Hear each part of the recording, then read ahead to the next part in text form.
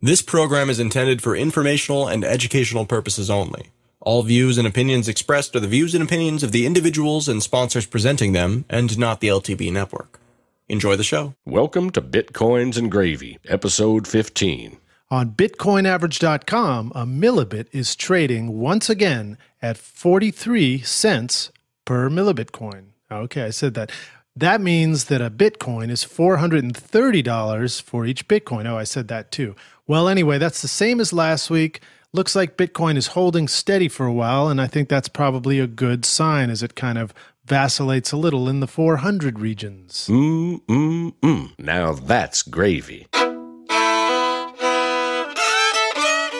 Welcome to Bitcoins and Gravy, and thanks for joining us today as we podcast from East Nashville, Tennessee. I'm John Barrett. And I'm Lij Shaw. We're two Bitcoin enthusiasts who love to talk about Bitcoins. And share what we learn with you. Welcome to Bitcoins and Gravy, and thank you for listening.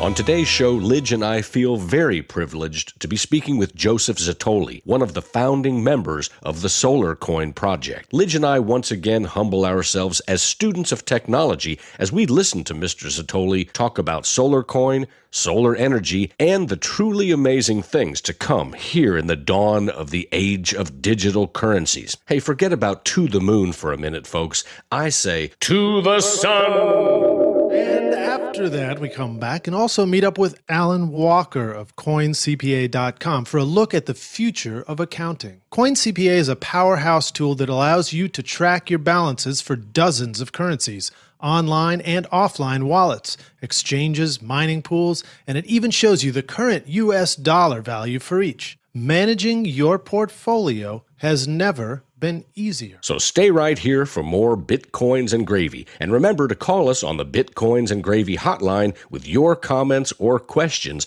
at 615-208-5198, or simply click on the hotline link from your mobile phone when you visit bitcoinsandgravy.com. Or you can email us at howdy@bitcoinsandgravy.com. That's howdy@bitcoinsandgravy.com.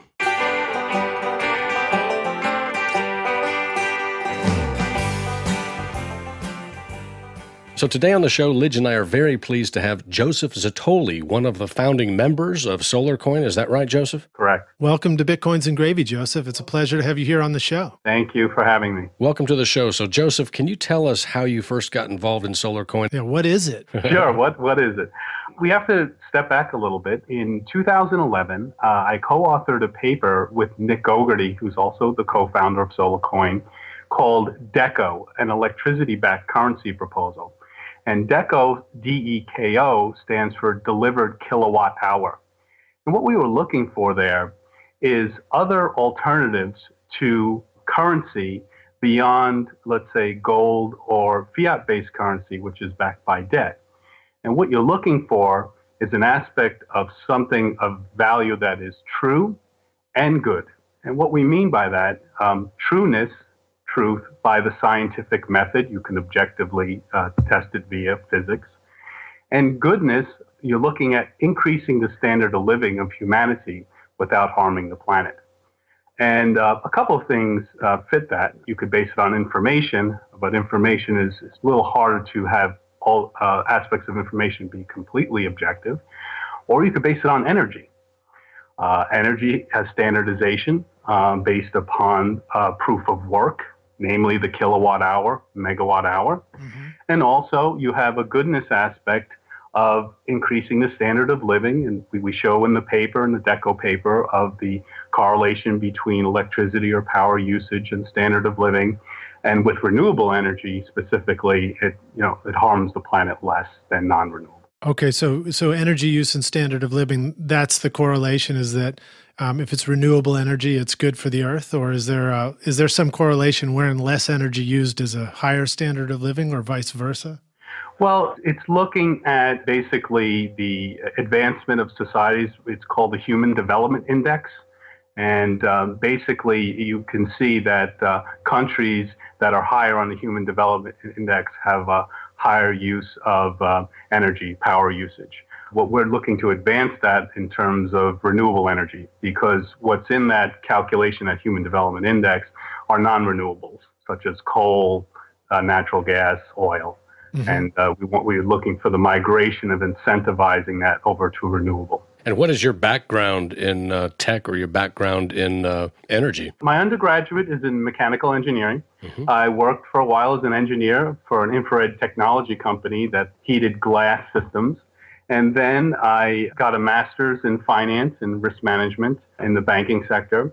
And then I also have the Chartered Alternative Investment Analyst designation, and that's how I met Nick Gogarty via that organization, in which we were looking at alternative currencies. That's my background in terms of basically work and education related. And then I started getting involved in not only currencies, but the digital currencies in Bitcoin, and namely the blockchain technology around 2012, 2013.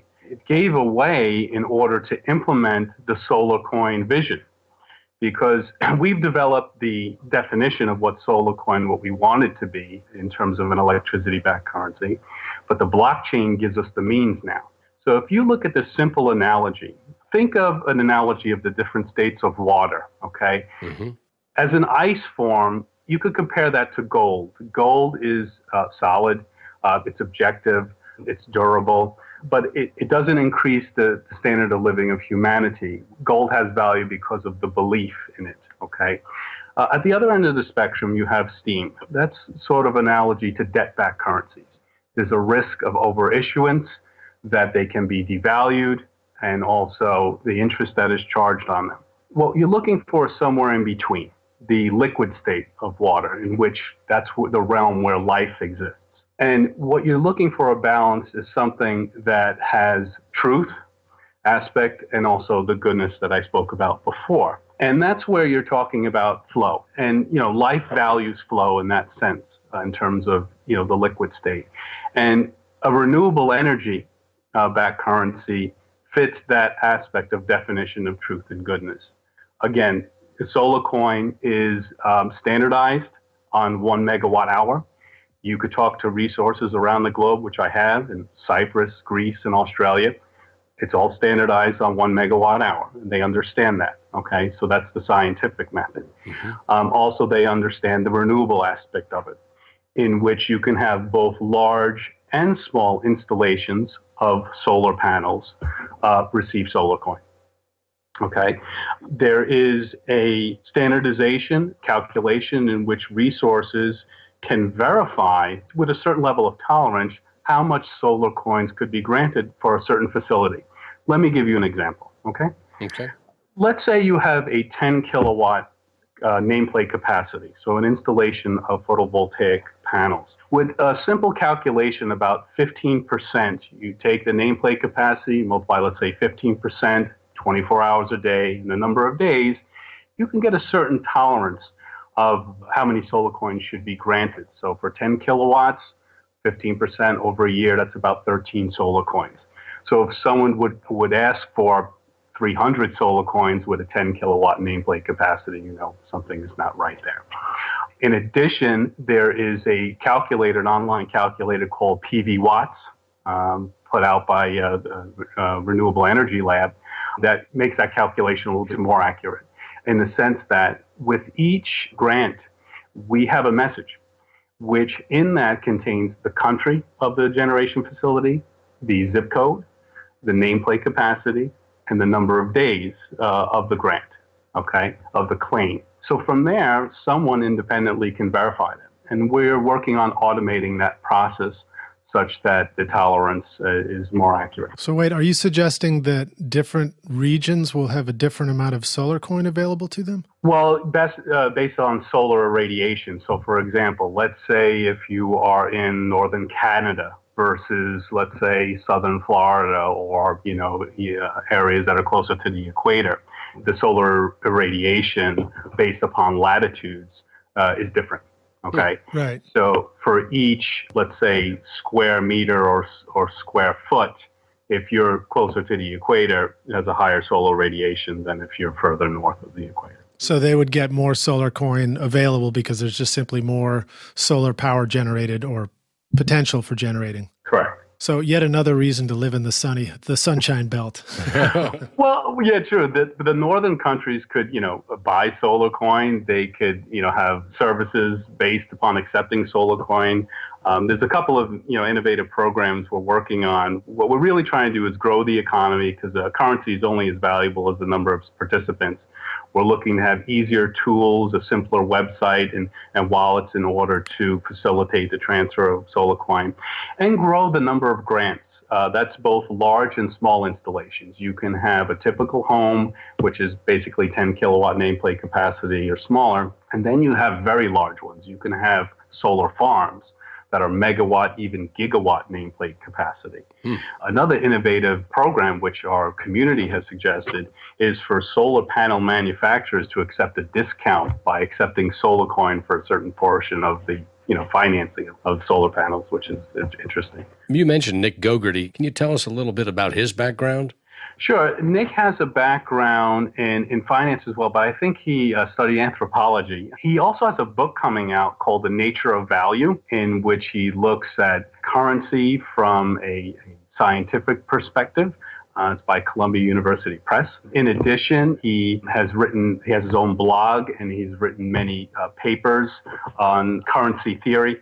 Okay. He is both co-author of the DECO paper, which I spoke about before, and also the co-founder of SolarCoin. In addition, that DECO paper was presented at the Tesla conference in Split, Croatia, July 2012. There was a conference in Split, Croatia, in which they brought, I guess, world scholars to talk about energy-backed currency named after Nikola Tesla. I was hoping you were going to bring up Tesla. I wanted to ask you about him. We presented the paper there. A lot of people who've been working on energy-backed currencies, at least what we were able to basically conclude from that conference is the standardization based upon the kilowatt hour, the megawatt hour, because, again, that is a proof of work based upon physics versus a proof of work from, let's say, Bitcoin, which is solving, let's say, the mathematical puzzles. It's a different mechanism as a proof of work. So a simple way to think about is we're replacing,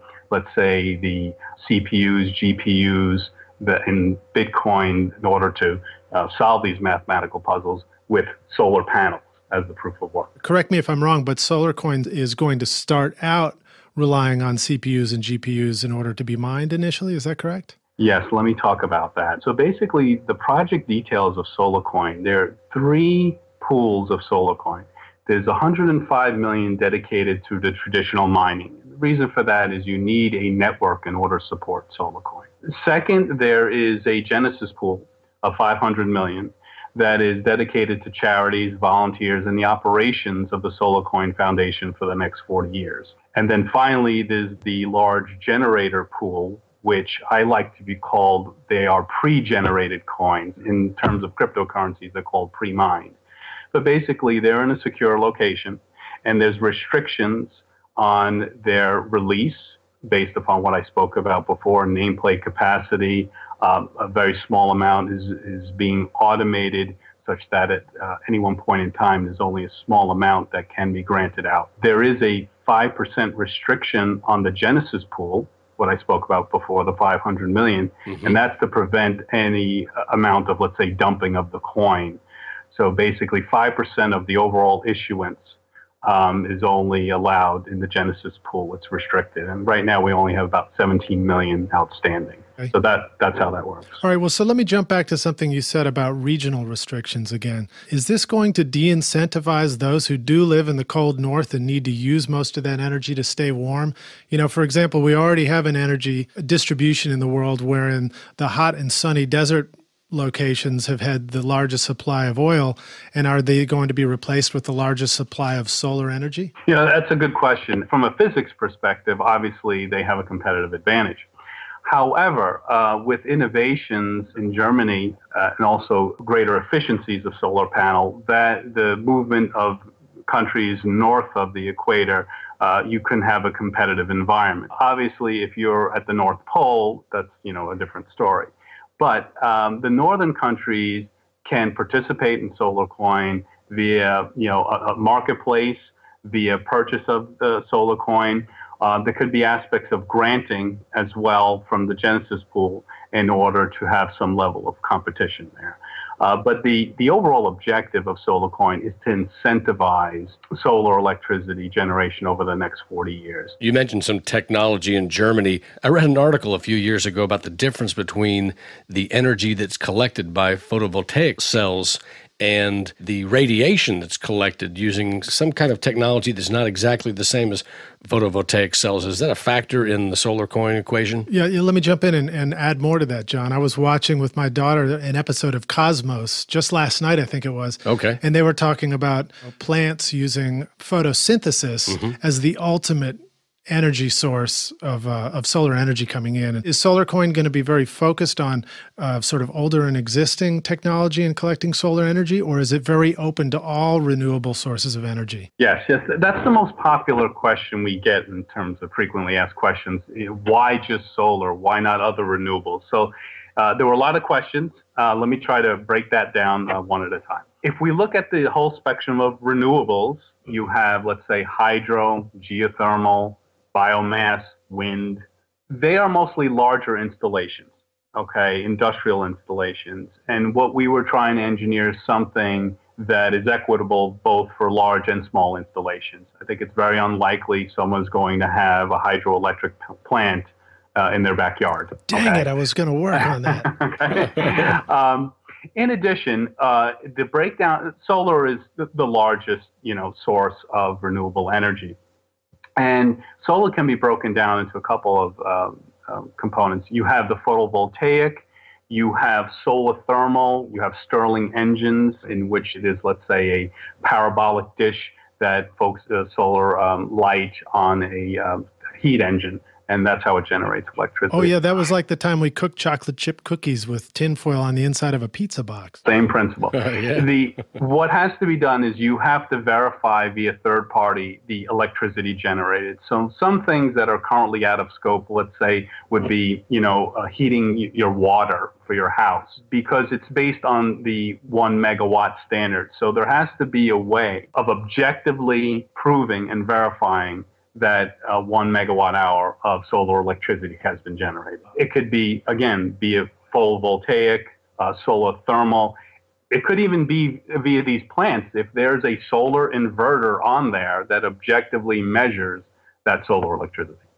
Okay, so it's sort of, agnostic to the approach, but as long as it's solar, that's what we're standardizing on, because that's the objective to incentivize solar electricity. All sources of energy on this planet come from the sun anyway. You could have that argument. But again, going back to what I mentioned before about the verification of it, you want the community to have the capability to objectively verify these claims. It's a way of, self-auditing the granting aspect of it. And that is done by, again, the nameplate capacity, the location and the country and zip code, and the number of days the claim of the grant is for. That's a little bit more challenging to do with hydro, with geothermal, biomass, and wind, because you have these standard irradiation maps, these calculators that exist to provide a level of tolerance of trust. And that's why it's standardized on solar. Joseph, I'd like to ask a question that some of our listeners with an investment mindset might be curious about. What sorts of things do you see happening to the price and value of SolarCoin down the road? For example, if it's tied directly to 1 megawatt of energy and it becomes easier and easier for people to create 1 megawatt of energy, does that mean SolarCoin is going to be an investment that's likely to increase in value, decrease in value? Do you have any thoughts on that sort of thing? Initially, SolarCoin, the incentive aspect is the delta between electricity generation from conventional methods, whether it's coal or natural gas, versus renewable. So what you have is that differential that exists right now. It's more expensive to generate, electricity from solar means than, let's say, coal. That will reduce in time as the technology improves, as there's a greater proliferation. And it can be realized that SolarCoin would be standardized on how much a megawatt hour costs to generate versus the delta between the two. It can get to that level, but initially, It's the incentive aspect that we're after, because right now, a very small portion of the world's electricity is generated from solar. And so this 40-year project is to incentivize that, to get it to a level that is a good percentage of global electricity production. I see. Are you finding in the community, in the solar community, a lot of agreement on some of these points that you're making? Yes, absolutely. And that's where a lot of the innovation is coming from, whether it's innovative ways of incentivizing solar electricity generation. As I mentioned before, that having solar panel manufacturers accept a certain payment in SolarCoin, whether it's innovations on different methods of solar electricity. So you have basically institutions like the International Solar Energy Society in Germany and also the American Solar Energy Society. We're working with them as a means of basically getting the message out of the SolarCoin mission in order to incentivize global solar electricity generation. I see. Historically, it seems like the coal industry, natural gas, timber industry have done certain things to slow down certain technologies that would otherwise have done really well. For instance, it's still illegal to grow hemp in the United States, which of course is ridiculous, right? But what roadblocks have you found from some of the other energy giants? Well, there hasn't been much to date. I think people understand that just with the passage of time, fossil fuel generation will become depleted, okay? Just because, we'll run out of it. It may be some time, so you need bridge technology in order to get you there. In addition, we have to combat climate change. The issue here is not only CO2, it's heat. Okay, when you add unnecessary heat to the environment via laws of thermodynamics, you have accelerated flow, and that manifests in terms of hurricanes, tornadoes, so forth. Mm-hmm. Okay, so as we start increasing the temperature of the planet, you will start seeing more volatile weather. A good analogy would be, well, what if your body temperature was only 2 degrees more? Is that a big deal? I don't think you would be able to operate efficiently. Right. Because, a lot of your biochemistry is determined upon having a equilibrium temperature. So you have to combat it with methodology that we are in harmony with the energy source that is sustaining your life, right? Mm-hmm. And that's solar. Well, yeah, John brings that up often here in the studio, as far as doing the radio show, getting the AC turned back on. Yeah, that's a great analogy. If you think about that, right? If you just look at it from a fossil fuel perspective, mm-hmm. planet's heating up and you need to cool down your house. Well, you turn up the air conditioner. Okay, by turning up the air conditioner, you need more electricity. You have to burn more coal that heats up the environment more, and you have this positive feedback loop, right? Right. And what has been shown is that countries that use solar electricity as a method of cooling, you sort of basically mitigate those spikes in electricity demand when it's hot weather, because the source you're using to cool your house is the same source you're using to generate the electricity. I worry that we still have politicians that are debating whether or not global warming is real. Do you think there's any political movement that's standing in the way of solar? So basically, what I can tell you, what is true, is based upon the second law of thermodynamics. And that is, in layman's terms, heat flows from hot to cold. Okay? Mm-hmm. And from that principle, what you can state is that as we heat up the planet more, we are accelerating that flow of hot to cold, okay? Mm. And from there, that manifests in cooling mechanisms of hurricanes and tornadoes, things like that. So one could debate whether it's man-made or natural, but our man-made energy production is adding additional heat to the environment, and that additional heat is accelerating the flow of heat from hot to cold. So that's really not subject to debate, that portion, the acceleration aspect. But you will have, pushback, doubt, whether we need renewable energy. I think with the passage of time, as you get more volatile weather, people become more convinced that something needs to be done. Sure, absolutely. Or for example, as energy is provided by solar panels and people find they have to breathe less exhaust, from combustion engines and that sort of thing, or coal fumes, the quality of living may just simply go up. Sure, electric cars, would be a great incentive for it as well. Yeah, go sit next to an entire traffic jam of electric cars waiting at a stoplight and listen to see what you hear versus doing the same thing with gas engine cars. Right. Yeah. Tell us a little bit more about the solar coin, the currency. I think we learned earlier that the smallest level of solar coin might be referred to as the photon. Is that right? Yeah, I think that's the equivalent of a Satoshi. I must give a lot of credit to the community of all the innovation they're coming up with for SolarCoin. The equivalent of Satoshi for Bitcoin, they want to call it the photon. Okay, that's great. And we tried to ask last time, but now we have a real expert on the line.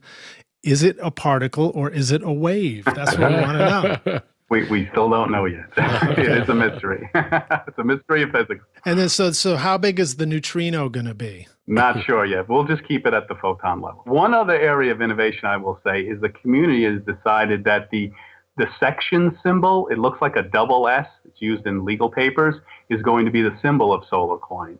So instead of, let's say, the equivalent of the dollar sign, the section symbol, which you can look up, it's sort of a double S, looks like an S with a circle in the middle, will be the symbol for SolarCoin. That's another community innovation. I would just like to articulate that the SolarCoin Foundation, we are looking to grow the economy of participants in SolarCoin mission via a number of grants we're sending out to solar generation facilities, having simpler ways of basically granting SolarCoin and also simplifying our website. It's a long-term mission, and we're in for the incredible journey. Yeah, you said, 40 years is the projected length of this?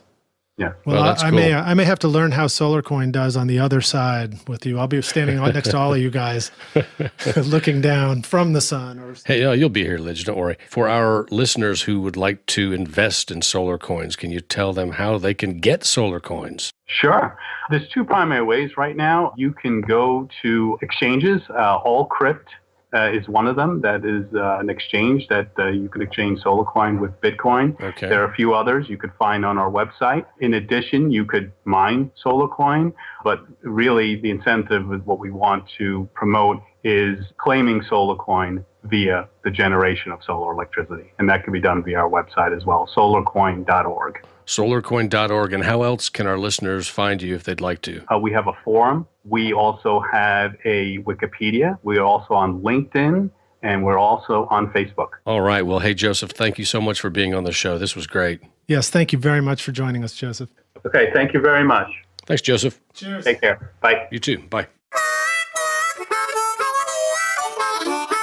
So on today's Aw Heck segment, hotlines, emails, and comments, kids, we have a call in from Jason in West Virginia. Jason's got some pretty scary stuff to tell us about. Yeah, sounds pretty bad. Don't know, Lidge. Well, let's listen in here. Okay, you going to start it? Who's pressing play? Hey, guys, this is Jason from Wild and Wonderful West by God, Virginia. And one of my friends on Facebook last night, I saw a post she made. She lives in Florida. They have a boat manufacturing company. Someone had opened a bad attachment, got a virus on their servers, and it encrypted everything, called ransomware, and she said that they were demanding $1,000 worth of Bitcoin before they would unscramble her files. I didn't know if anyone had heard of this before. It's the first I'd heard of it, but I just want to throw that out there to see what you guys thought about it. Have a good one. Wow. Wow, yeah. I heard about this last year, but I've not heard of anybody that had gone through it. That's pretty insane, man. I hope it doesn't sink those guys down there. But seriously, though, what a bunch of assholes. Can we say that? You're going to bleep part of that out. I'll take care of that. But I mean, way to give Bitcoin a bad name. I mean, this sounds like some nefarious character out of a B-run Hollywood movie. Well, what I heard is that they'll encrypt your information on your computer, and then you'll have several options of how to pay them, and Bitcoin is one option. So, if you're a doctor's office or if you have really important information that you can't lose, you don't have a choice. You've got to pay them. Or I believe there's a timer on some of these. After a certain period of time, 12 hours or 24 hours, it's encrypted eternally, right? right? So you'd have to do that. Now, if it was me and someone was blackmailing me in that way, I'd probably buckle too, because I've got a lot of, well, it's hard to say. I've got a lot of family photos and things that are really important to me, but I've also got it backed up. So is the backup encrypted too on my external hard drive? I would say no. Who knows? But listen, I will say this to our listeners. Let's make this a shout out, a call out to those of you who can develop the software to prevent this kind of nonsense and keep us safe. Yeah, absolutely. And, one thing that I did read, and I don't know if this is true, but someone had said, this is like a year ago again, that had happened to them. I was reading this online. But the nice thing about it was that this company or this organization that was blackmailing them had actually offered a help section for they said for how to pay, for how to pay and where to pay, a help section. I thought that was nice. It's like white hat, black hat. Exactly. Insane, man. All right. Well, sorry to hear about that, Jason. And yeah, man. To your friend down in Florida, that's an awful story. And thanks for sending that in, though. Let's hopefully we'll have some emails or comments on the brighter side. Yeah. Let's hope so. So, John, what do we have on our SoundCloud comments? Okay, we've got one from R11SE. Awesome song. I love it. You made my day with this song. Lidge, I think they're talking about your song, dude. Well, thank you very much, R11SE. And thank you for my daughter and her sister as well. We had a really fun time making it, and it's already raised, I think, $10 in Bitcoin within a day for Montessori school. People have already been sending in Bitcoin and making purchases on Satoshi Box, is where we actually posted the song. Nice, man. So thank you to all you listeners who have contributed. Your contributions are very well received and appreciated. And thank you, Lidge, to you and your daughter for writing Spring Spring is an amazing thing. It is an amazing song. Thank you very much. I appreciate it, John. I feel like I'm in good company with you and Ode to Satoshi. Who loves you, babe? What else do we have here, Lidge? Let's see. We've got another comment from Flyer Mojo. Cool name. You guys are too funny! Exclamation point. And a nice smiley face. Lidge, that is so true. We are so funny, especially you. I was going to say, John, clearly she's talking about you, or he's talking about you. We are so funny, Lidge, but looks aren't everything. Clearly, Flyer Mojo is talking about you. Okay, let's see. What else do we have here? You are the best. Oh, no, wait. This is from, is it pronounced Adia Air, I think, maybe? Let's call it, I think. Oh, so here's one from Adia Air, and I think she's the belly dancer here in town. She says, the best things about Mondays. The best things about Mondays, 2 broke girls and Bitcoins and gravy. I like it. I don't really know what that means, but I'm suspecting that 2 Broke Girls is another podcast that we need to go listen to. No, 2 Broke Girls is a television show, and the only reason I know that is, well, actually, I don't even know how I know that, because I don't have a television. Yeah, I don't know that. I don't even have any friends who have television. I don't have any friends. But I do. There's that funny thing again, man. You're killing me. But no, 2 Broke Girls is a television show, and so we're right up there in popularity with a television show. That's pretty cool, man. Well, and then Adia Air closes out with "That's brilliant!" exclamation point, which I think she was. I think she was just referring to in the middle of the first interview there with Jesse. I think she was referring to anything and everything that I say. All right, great. Let's. Thanks very much, everybody, for sending in your comments. Keep them coming. It really makes our day to be able to communicate back with everybody and know that people are getting value out of the show. Absolutely. Yeah, we love the SoundCloud comments. Keep them coming. Now, we received another email that was pretty exciting. I sort of felt like Santa Claus or the Easter Bunny had potentially reached out to us and given us some kudos for the show. I agree. Have you seen this one? Would you like to read it? Yeah, and this is much more exciting than Santa Claus or the Easter Bunny, but I know what you mean. It's the same feeling. This one comes in from Satoshi Nakamoto, believe it or not. I'm not kidding you. It says Satoshi Nakamoto. It's his Yahoo address. Yeah, and he writes, or he, she, it, they writes, I'm proud of what you gentlemen have accomplished, period. Well done, well done. Well, we know one thing. That confirms one thing. What? Satoshi Nakamoto has a sense of pride. Absolutely. We can also say for certainty that Satoshi Nakamoto has good taste. Oh, there you go. I like it. I like it. And that Satoshi Nakamoto is alive and well. Well, so my response to Satoshi was, thanks, Satoshi. You are an inspiration to us all. Smiley face. I had to throw a smiley face in there. From Lidge and John at Bitcoins and Gravy. And I think I should have said from everyone in the Bitcoin community, in fact. Absolutely, man. Thanks, Satoshi, from all of us. Yes, a shout out to you, Satoshi. Thank you very much for starting this whole thing. Absolutely. Gotta love that Satoshi.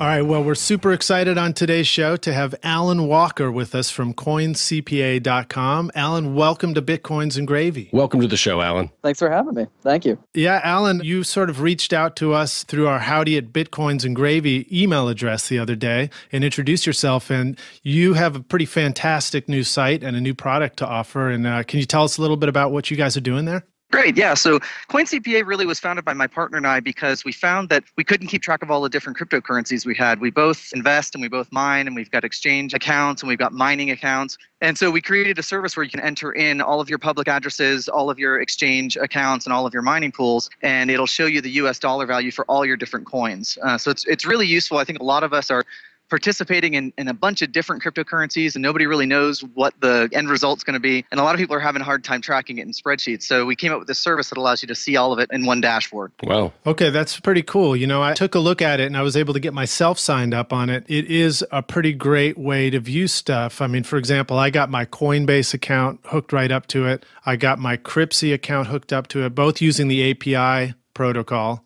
And then I was able to put in a couple of different addresses.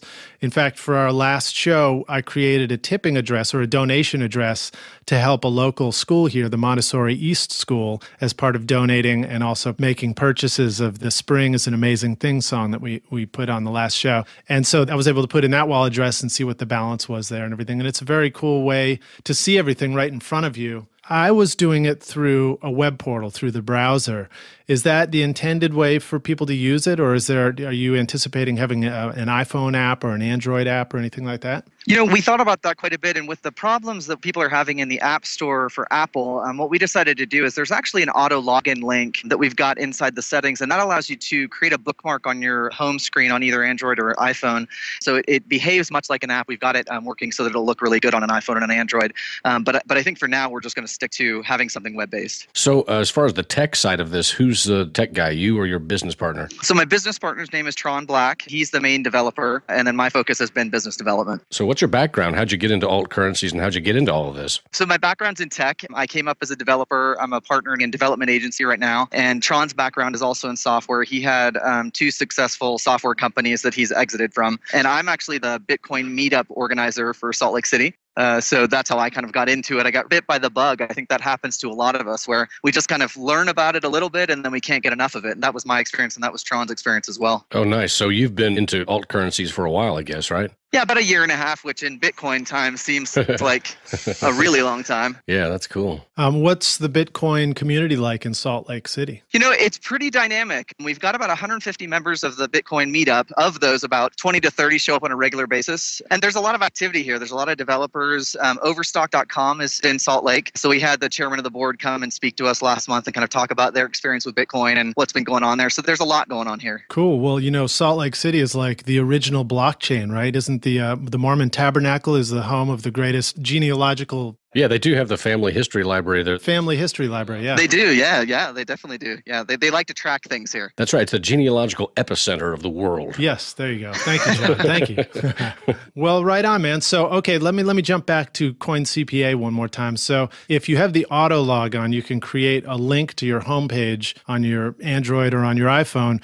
Rather than opening an app, you just click on that icon and it'll open up the browser and take you straight to your site. Is that the way that works? Exactly, yeah. So you don't have to log in every time. You can just click that button and you'll go straight in. So we're trying to have something that acts much like an app, but isn't actually having to deal with any of the App Store stuff. Okay, and then who do you see as being the typical user of CoinCPA? You know, right now what we're seeing is it's primarily people similar to Tron and I. So it's people that are really interested in cryptocurrencies and probably have been an early adopter. What we're starting to see with some of the account signups is more and more people that only have 1 or 2 different cryptocurrencies are signing up. So I'm seeing a lot of parity between Bitcoin and Dogecoin. A lot of the accounts that are coming in right now are just those 2. And to me, that says that those are maybe more casual users that are just trying to track, you know, those 2 currencies. So the IRS ruling, has that changed what you guys are doing at all? You know, not really. I think the IRS ruling actually helped us because it proved the value and the need for something like CoinCPA. So right now we only track balances, but our next phase is to start tracking cost basis so that we can actually produce some of the reporting. My partner Tron is a libertarian, and He always says if people choose to pay their taxes, then they can use Coin CPA for that. And if they don't, if they just want the reporting, a lot of people just want to understand what their investment's worth. Hey, right. Alan, I just have to jump in here and point out that, of course, Tron is a libertarian, right? The original Tron was escaping from, I don't even remember what it was called right now, the grid, the master grid or whatever. That's great. Anyone? I wanted to ask you, I was like, is your partner's name really Tron? That's fantastic. I know. The great thing is that he was born before the movie came out. So he's that hip that he was Tron before Tron was cool. So he's the original Tron, actually. He's the original Tron, yeah. And I have to know, does he ride to work every day on a motorcycle that leaves a light trail down the highway? I think in his imagination, yes.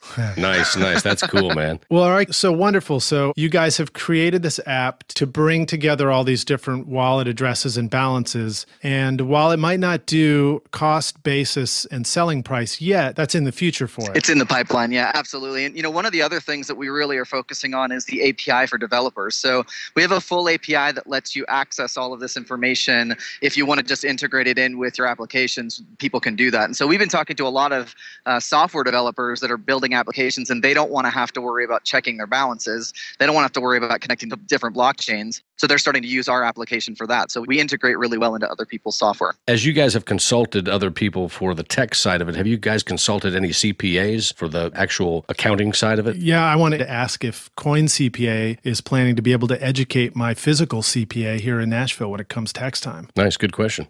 Yeah, so we have a CPA advisory board that we've been talking with. And right now, we don't have any education plans. What we're focusing on really is delivering a service and documentation. But I did meet someone at the New York conference that's doing that in Southern California. And so I reached out to him to see if maybe he wants to partner up to provide that. Because, for us, it's not just about tracking the currency. It's also about bringing more people into using cryptocurrency and making it easy. So the more we can explain it to people, the better we think we'll be off. Yeah, I think so. This seems like a golden opportunity here at the beginning, the dawn of the age of digital currencies, for a CPA to jump in and be the altcoin and Bitcoin CPA for, lots of people, make lots of money, right? Yeah, I agree. Well, so Alan, I love this. I feel, for example, I don't know if it's a direct connect, but on one of our previous shows, John and I specifically said on the show, it sounded like an opportunity for somebody to create an app that would help calculate the basis of a purchase of Bitcoin and then the sale price to deal with the new IRS guidelines. And then we receive an email from you and Coin CPA, and you've done just that. So congratulations to you. Yeah, nice, man. Well,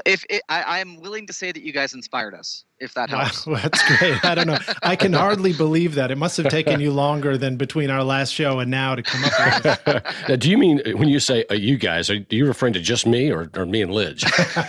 Both of you. Oh, okay. I thought he meant That's the fine. Royal we, like me, Lidge and Lidge. I thought you were referring to me, myself, and I. No, that's great, man. This is exciting stuff. Okay, Alan, yeah, thank you. Let me ask you a little bit about your business model there. I noticed that you have created a subscription service for this as opposed to, say, for example, a downloadable one-time purchase price for an app. Right. And you have 3 different tiers. Can you just tell us a little bit about that and how your model works in the world of Bitcoin?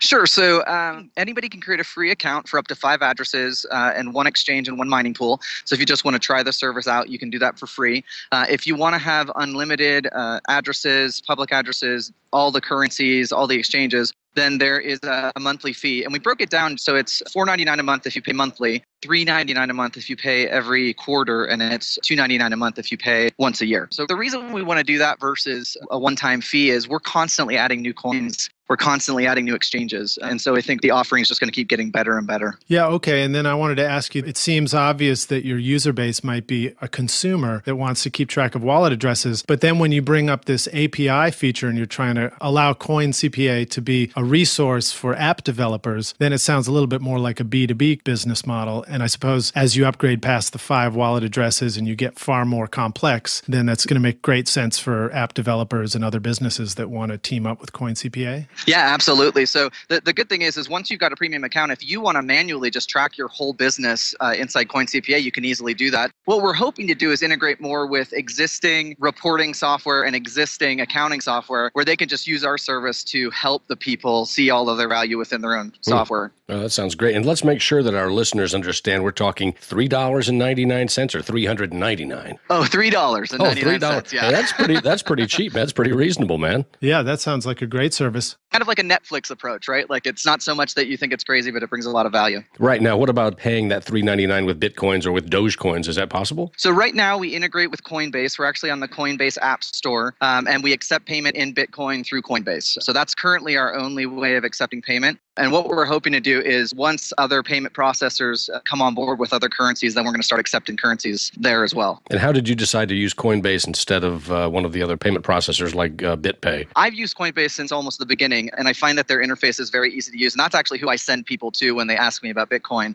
And they had a hackathon last, I think 2 months ago. And so we entered their hackathon with this payment module. And their site is so easy to use and it's so easy to integrate with. BitPay is great, but BitPay I think is for maybe bigger companies. I see. It didn't seem like it was worth it for us to pursue that. Okay, cool. Yeah, I probably did see CoinCPA listed in the hackathon listing of apps. And it's great that you reached out to us and got on the show. Did you guys do pretty well in the hackathon?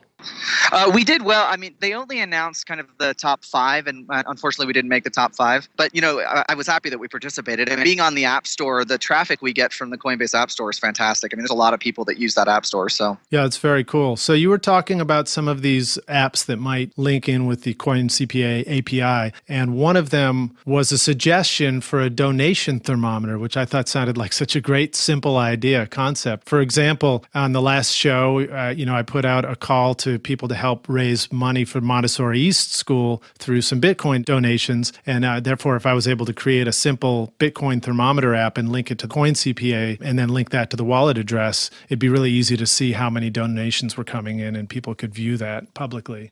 Yeah, in fact, we're working on a widget that can be placed on any website that allows you to check your addresses for these 100 coins. So it really wouldn't be a far stretch to be able to just statically say, I'll always show the balance of this one address. Within that, we're hoping to come out with that widget sometime in June. Oh, that's very exciting. That's great. Hey, also, you had mentioned a CPA that you guys are talking with. Do you think you could link us up with that CPA at some point? We could maybe interview them for the show at some point down the road? Yeah, absolutely. So I actually haven't heard back from them yet. Okay. So once I hear back, I'm happy to forward that on to you. Right now, I just sent an email maybe a week or so ago and just haven't heard anything back. Okay. Alan, we interviewed a guy who's essentially acting as a Bitcoin CPA out in California, and we'd be happy to connect you guys too if you hadn't heard that show. Hey, that'd already. be great. You sure he wasn't a Bitcoin tax attorney? It might. Oh, tax attorney. Yeah, but I don't know if that still might be helpful to connect you guys. Is that Bob Derber by chance? No, it wasn't. No, but it sounds like we should know Bob Derber, so that's a good start. Yeah. Bob Derber actually is a tax attorney, and he's been working with blockchain.info and a couple other bigger players. He's actually based here in Salt Lake. I'm happy to pass his info on to you if you guys would like that. Yeah. Okay, cool. That'd be great. Okay. I have one more question that I can interject back into the interview. When using CoinCPA, for example, I added my Cryptsy account on there, and I was curious what happens. Cryptsy has so many currencies on it, and you might be trading in and out of things, and you might one day have a balance and the next day have a zero balance depending on buy and sell orders. How is CoinCPA going to keep track of that? Will it show me zero balances and things? Do you intend to show transaction history? So yes, we absolutely do intend to show that. So we will refresh the account for your exchange every time you log in. So we'll get the most recent changes to your account and have that displayed. One of the things that we don't do yet is if we don't have blockchain support for a currency, we don't show it. So there may be currencies on Cryptsy that aren't showing up in CoinCPA yet. And that's really because we want to make sure that if we can support an exchange currency, we can also support it if somebody puts in a public address. And we're going to start with transactions with Coinbase. So Coinbase does a great job at making sure that you can track all that stuff. So we're going to start with Coinbase, and then we're going to move to Cryptsy and BTCE and really any other exchange that has the API capability to give us that information. I see. Now, how would you know that I had just logged into my Cryptsy account if I had one? Oh, no, sorry. When you log into CoinCPA, it'll go out and fetch the most recent information from your APIs. I see. Got it. Yeah, and can you explain that for our listeners who might not understand the concept of an API, how that works? Sure, absolutely. So within each of the exchanges, there's a section where you can basically grant access to other applications to see that data. And what we always strongly suggest is that you only give read access. We don't want to have write access to anyone's account. Essentially, that's just giving us permission. So there's a little key that they give you. You put it into your account on CoinCPA, and then we can just pull that data out of your Cryptsy or your Coinbase or whatever exchange account you have. Okay, and what does API stand for again? Application Programmer Interface. Very nerdy. Very nerdy, simple stuff. It's always something simple like that. So for our listeners, when I went to Coin CPA and went through this API process, I was able to figure it out. It was a little bit complex for me. I'm new to this, and with a late night brain going on, and as I was trying to connect this stuff, I had to do things a little bit slowly, but I did connect, and I will give kudos to Coin CPA because you guys had a great help interface wherein I could just click on a question mark and it would unzip a paragraph explaining exactly how to sign the AP up through Cryptsy or through Coinbase. So very well done on your part as far as helping guide people through this process. Very intuitive, very helpful. I thought so too. Oh, thank you. Well, Alan, thank you so much for joining us today on Bitcoins and Gravy. It was really a pleasure talking to you. Can you let our listeners know exactly how to find you and how to follow you and keep up with what's going on in Coin CPA? Yep, absolutely. So you can go to coincpa.com or you can follow us on Twitter or Facebook at CoinCPA. Nice. Hey, thanks so much for joining us today. It was great hearing about Coin CPA, and we're excited, man. All right. Thank you, guys. Thank you, Alan. And if our listeners would like to learn more, they can also come to Bitcoins and Gravy episode 15 for show notes and find out more about Coin CPA there and find links to your site and to your Twitter. All right. Thanks a lot, guys. Thanks very much. We'll talk to you soon, Alan.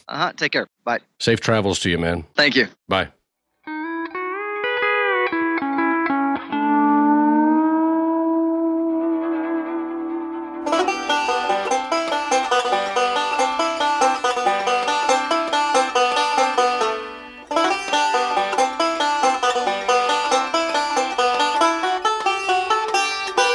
We would like to thank our guests, Joseph Zatoli of SolarCoin Project and Alan Walker of CoinCPA.com. We would also like to give a special thank you to one of our sponsors on the show, MicTech, the Nashville company that has provided our microphones. We've been using the fabulous PM9 microphone for our podcast since day one and owe our award-winning sound to MicTech. To find out more about our guests and sponsors, visit our show notes at bitcoinsandgravy.com/episode 15. Thank you very much for listening. We greatly appreciate your time and attention. And please remember to hit the subscribe button on iTunes, and we'll see you here next week. And remember the Bitcoins and Gravy hotline. Have you ever wanted to be a podcaster? Then call us at 615-208-5198 and leave a message with your comments, questions, or complaints. This is your opportunity to tell us what you think. And if you give us permission, we will put you on the show. So call the Bitcoins and Gravy hotline at 615-208-5198. That's right. That's the Bitcoins and Gravy hotline. And of course, you can download all the podcasts from letstalkbitcoin.com directly from iTunes or by going to bitcoinsandgravy.com.